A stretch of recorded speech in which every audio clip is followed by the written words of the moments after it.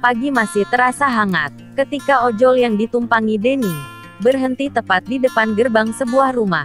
"Sudah sampai, Pak," kata pengemudi ojol kepada Denny, yang belum juga beranjak turun dari boncengannya. "Oh, iya, kata Denny tergagap sambil turun dari motor. Setelah membayar ongkos ojol dan menerima kembaliannya, Denny masih berdiri kaku di depan pintu gerbang, mengagumi keindahan rumah Cassandra, perempuan cantik berdarah Belanda dan Jawa. Cassandra adalah sahabat dekat Dewi sejak duduk di bangku SMA. Dewi sendiri adalah istri Denny. Oleh Dewi, Denny beberapa kali diajak saat istrinya itu mengadakan pertemuan dengan Cassandra. "Tidak kusangka, rumah Cassandra semegah ini," bisik Denny, sambil menghapus sedikit peluh di dahinya. "Cari siapa, Mas?" tegur seseorang, mengagetkan Denny. Denny menggerakkan lehernya, mencari asal suara. Lalu, dia mengembangkan senyum kepada lelaki bertubuh tegap, yang tengah menatap tajam, tatapan penuh selidik dari pos satpam, yang terletak tak jauh dari pintu gerbang. "Maaf, Pak, apa benar ini rumahnya Ibu Cassandra?" Denny balik bertanya, dengan nada suara sengaja dikeraskan, agar terdengar sampai pos satpam. Lelaki bertubuh tegap meninggalkan posnya. "Iya, benar, ini rumahnya Bu Cassandra." "Mas siapa?" tanya lelaki itu begitu berada di hadapan Denny. Saya Denny, Pak." "Oh, Mas Denny," potong lelaki bertubuh tegap itu. Lalu, dengan tangkas lelaki bertubuh tegap itu membuka pintu gerbang. "Silahkan masuk, Ibu sudah menunggu di rumah," lanjut lelaki itu setelah pintu gerbang terbuka lebar. Denny menganggukkan kepala. "Terima kasih, Pak," ujar Denny. Denny mengayunkan kakinya melintasi gerbang, sementara kakinya melangkah menyusuri jalan menuju rumah Cassandra. Matanya menyapu sekeliling, mengagumi taman luas dan indah yang mengelilingi rumah Cassandra. Sementara lelaki tegap, yang bertugas sebagai penjaga keamanan di rumah mewah milik Cassandra, menatapi punggung Denny yang menjauh dengan hati bergolak. Sementara sorot matanya terus memandangi punggung Denny yang semakin menjauh, dengan tatapan penuh curiga. Dan, tiba-tiba saja, ada percik kemarahan yang terpatik di hatinya. Denny menghentikan langkah begitu sampai di teras rumah. Diaturnya napas. Lalu, dia melangkah pelan menuju pintu. Tangan putih Denny yang dihiasi bulu-bulu halus terangkat. Lalu Denny mengetuk pintu beberapa kali sambil mengucapkan salam. "Iya, tunggu sebentar," sahut suara dari dalam rumah. Itu suara Cassandra. Tidak sampai 3 menit, pintu di hadapan Denny terbuka lebar. Duk, mendadak jantung Denny berdetak 2 kali lebih cepat. Begitu tatapannya mendapat pemandangan yang super indah luar biasa. Di hadapannya, Cassandra yang hanya mengenakan handuk berdiri menantang sambil menebarkan senyum menggoda. Denny menundukkan wajahnya. Tak kuat berlama-lama beradu pandang dengan Cassandra, wanita cantik yang memancarkan cahaya penuh pesona. Sebuah pemandangan super indah yang sungguh memabukkan. Denny berusaha menormalkan detak jantungnya, dengan cara mengatur napas. Sementara tatap matanya masih terpaku pada betis mulus milik Cassandra.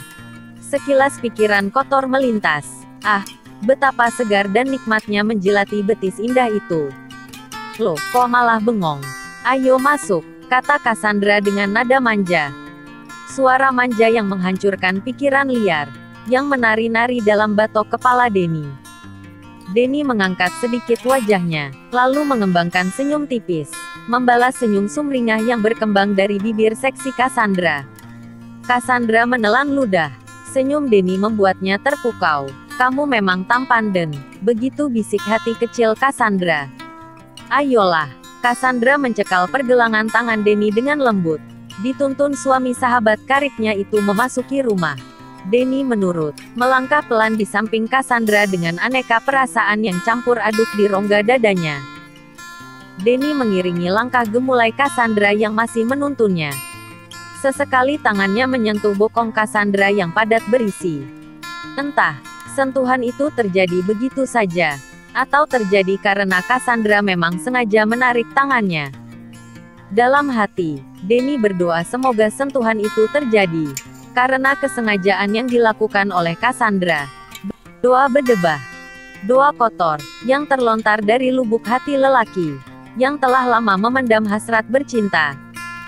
Entah untuk yang keberapa kalinya, Denny kembali menelan ludah, membasahi kerongkongannya, yang terasa mendadak kering.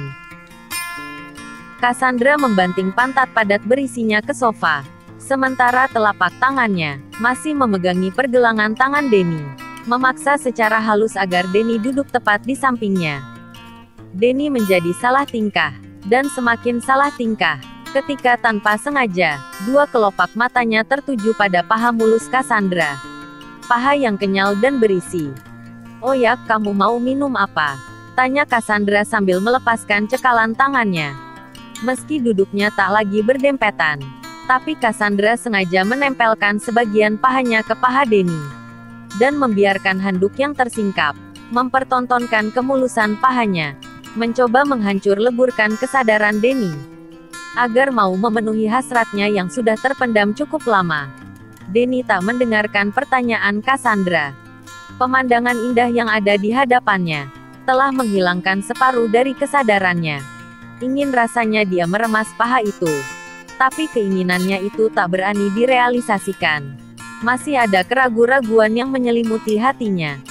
Keinginan yang terpendam dalam hati itu membuat degup jantung Denny makin tak beraturan. "Kamu mau minum apa, Den?" Cassandra mengulangi pertanyaannya. "Mau minum kopi, minum teh, atau mau minum susu?" "Tapi kalau kamu mau minum susu, susu kalengnya sudah habis. Jadi adanya tinggal susu gantung," lanjut Cassandra tertawa renyah. Sementara tangannya dengan nakal meremas mesra paha Denny. Denny meringis menahan sakit. Sejenak, ya, sejenak. Karena sejenak kemudian, rasa sakit itu berubah menjadi rasa nikmat. "Terserah kamu saja, Kas. Kamu kasih minum apa saja. Pasti aku minum kok," sahut Denny dengan suara serak. Napasnya agak memburu. "Serius?" Bola mata Cassandra menatap indah. Denny menganggukkan kepala. "Nakal juga kamu ya." Cassandra memencet hidung mancung Denny, membuat Denny sedikit tergagap, akibat kesulitan bernapas. Dan entah bagaimana mulanya, tahu-tahu Denny sudah berada dalam pelukan erat Cassandra. Cassandra memagut bibir Denny yang berada di atas tubuhnya. Selanjutnya bisa diduga, di sofa mewah super empuk itu dua anak manusia menari dalam selimut dosa. Dosa yang memabukkan, di mana banyak orang terperangkap olehnya karena kenikmatan yang sesaat. Sementara itu, jauh dari rumah Cassandra, tepatnya di rumah kontrakan Denny, Dewi yang tangannya sedang sibuk dengan handphone. Mulutnya juga tak kalah sibuk bercengkrama dengan Atin, tetangga kontrakannya. "Ngomong-ngomong, suamimu kemana, Dew? Pergi ya sama si Hanif?" tanya Atin menanyakan Denny dan Hanif. "Ada apa kamu nanyain si Denny? Kangen?" Dewi tertawa keras. Sebagai seorang wanita, Dewi memang bukan tipe wanita yang lembut. Dewi termasuk wanita yang keras. Keras suara bicaranya, keras suara tertawanya, dan keras juga hatinya. Segitunya, Atin ikut-ikutan tertawa. Mentang-mentang punya suami ganteng. Lanjut Atin berusaha untuk menyenangkan hati Dewi. "Hai Tin." Dewi menggelengkan kepalanya.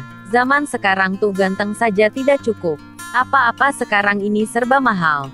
Dan semua itu hanya bisa dibeli dengan duit, bukan dengan tampang, lanjut Dewi sambil tertawa garing. "Memang kamu kira perut kita bisa kenyang hanya gara-gara melihat orang ganteng?" kata Dewi lagi di akhir tawanya. "Maksudku, bukan begitu, Dew." "Ah, sudahlah," potong Dewi sambil mengibaskan tangannya. "Serius, kalau kamu mau sama Denny, kamu boleh ambil kok," lanjut Dewi sambil tertawa. "Istighfar, Dew," pesan Atin. "Bukan istighfar." Tawa Dewi terdengar semakin kencang. "Kamu itu kalau bercanda suka keterlaluan, Dew," ujar Atin ikutan tertawa, bermaksud untuk menetralisir suasana. "Siapa yang bercanda? Kan tadi aku sudah bilang kalau aku serius," sahut Dewi sambil mengembangkan senyum sinis. "Iya Dew, iya. Tapi buat aku, Bang Derajat adalah segalanya," sahut Atin sambil mengembangkan senyum manis. "Hanya jangan sering-sering melontarkan ucapan seperti itu. Ingat, ucapan itu adalah doa."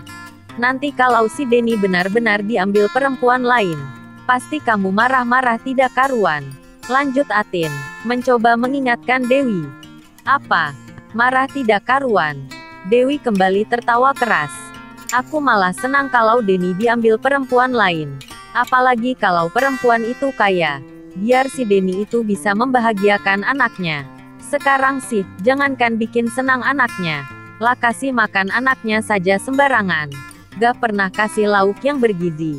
Jangankan membelikan anaknya daging, beli susu buat Hanif saja dia tidak mampu. Cerocos Dewi di ujung tawa.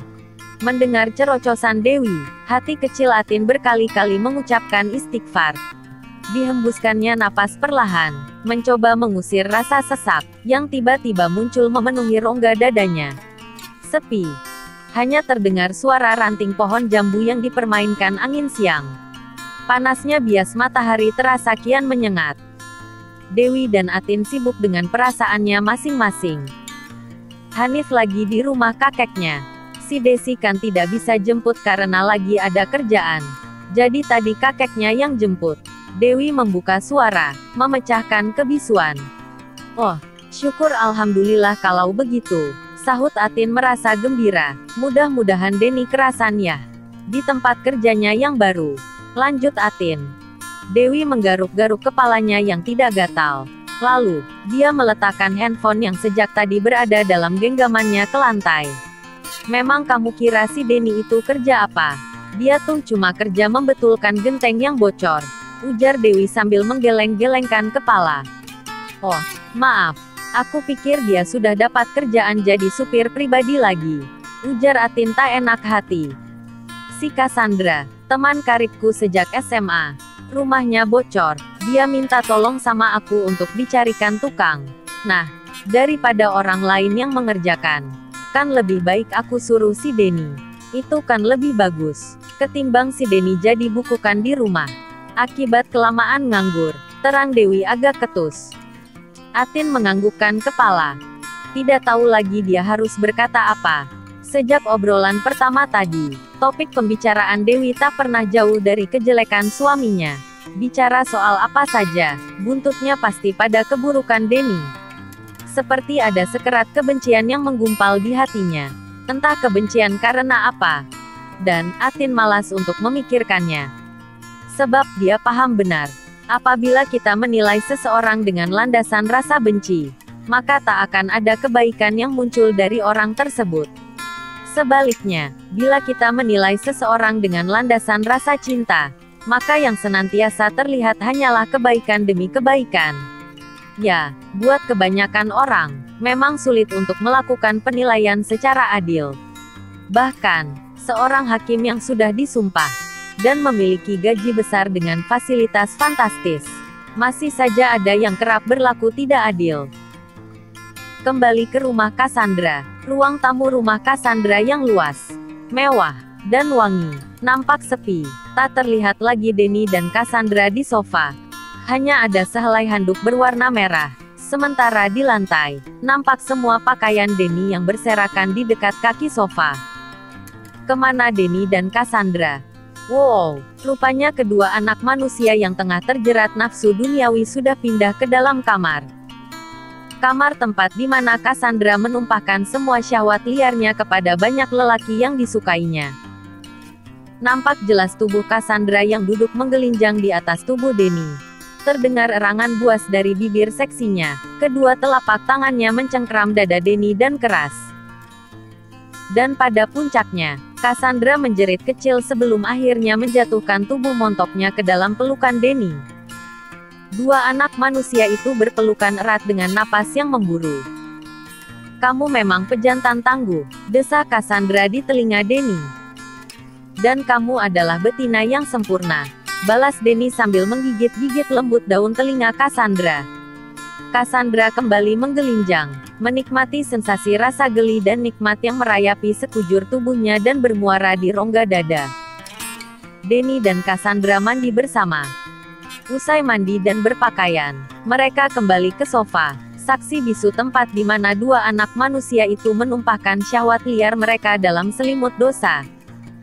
Benar dugaanku, Kamu pasti sudah lama tidak mendapat jatah surga dunia dari Dewi. Cassandra mengembangkan senyum penuh misteri. Tapi itu menyenangkan buatku. Permainanmu sungguh liar, dan aku suka dengan keliaran permainanmu. Lanjut Cassandra dalam desah manja. Apa Dewi bercerita kepadamu, bahwa hampir 3 bulan belakangan ini dia tak pernah mau bercinta denganku? Denny menatap tajam, menyembunyikan rasa ingin tahu yang meledak-ledak dalam dadanya. Cassandra tertawa renyah, membuat kecantikannya kian mempesona, kata Cassandra di akhir tawa. Dewi menceritakan hal itu kepada banyak orang. Ya, kepada banyak orang. Jadi bukan hanya kepadaku saja. Maksudmu? Denny jadi kian penasaran. Ah, sudahlah. Jangan kita nodai kebahagiaan kita hari ini dengan sesuatu yang tidak penting. Sahut Cassandra sambil mengecup bibir Denny. Sekarang kamu tidak perlu bingung. Kalau si Dewi tak mau melayani kamu, ya biarkan saja. Kan sekarang sudah ada aku yang selalu siap melayani keliaran permainanmu. Lanjut Cassandra genit. Sebenarnya, Denny ingin mendesak agar pertanyaannya itu mendapat jawaban sesegera mungkin. Namun, dia berusaha menahan rasa keingintahuannya itu. Menjaga perasaan Cassandra, jauh lebih penting dari apapun untuk saat ini. Cassandra mencium pipi Denny dengan lembut, penuh perasaan. Entah mengapa, Cassandra sendiri merasa heran. Sudah banyak lelaki yang jatuh ke dalam pelukannya, tetapi dirasakannya tak ada yang seistimewa Denny. Kemudian, Cassandra menyodorkan segepok uang 50 ribuan kepada Denny. Kasih Dewi 300 ribu saja, biar dia tidak curiga. Sementara sisanya, bisa kamu pergunakan untuk keperluanmu sendiri. Pesan Cassandra. Denny mengangguk dengan perasaan senang yang luar biasa.